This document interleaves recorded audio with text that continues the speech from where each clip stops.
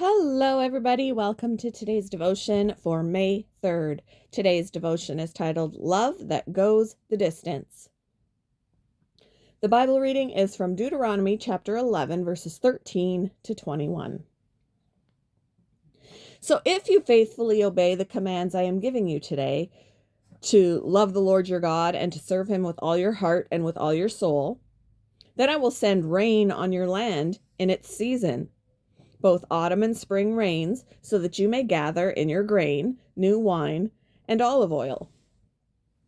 I will provide grass in the fields for your cattle, and you will eat and be satisfied.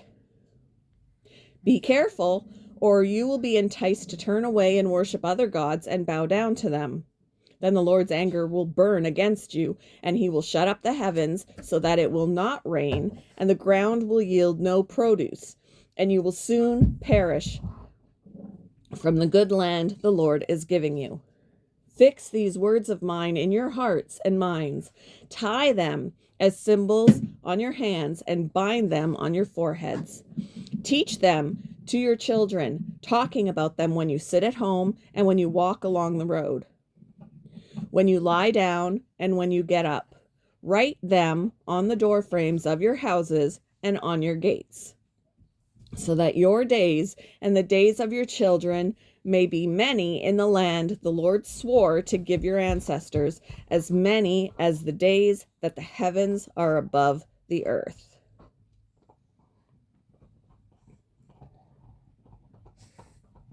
We wave until they're out of sight. It's a way of showing that we love them. Those words from my mother when I was a boy explained a habit she and my father had when a family member left our home after a visit. Mom and Dad stood outside and waved to the ones leaving until they disappeared in the distance. Sometimes they stood there for a long time, but that didn't matter. When I left home myself, I understood why. Seeing them waving in the rearview mirror touched my heart, and I felt loved and cared for. I still say goodbye to our family visitors that way to show love for them. It's a habit I hope my children will continue. Another way we can express love for our families is to communicate God's love shared in Scripture. As the Israelites prepared to cross the Jordan into the promised land, God taught them with these instructions for life. Fix these words of mine in your hearts and minds. Teach them to your children, talking about them when you sit at home and when you walk along the road, when you lie down and when you get up. These are words that would one day find fulfillment in the perfect love of Jesus, who promised, I am with you always. As we share his truth and kindness, we can trust that his love is able to overcome every distance.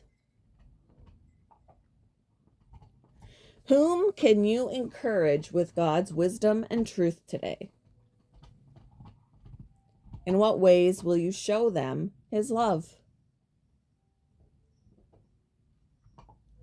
Thank you for joining me for today's devotion, and I hope you all have a wonderful day.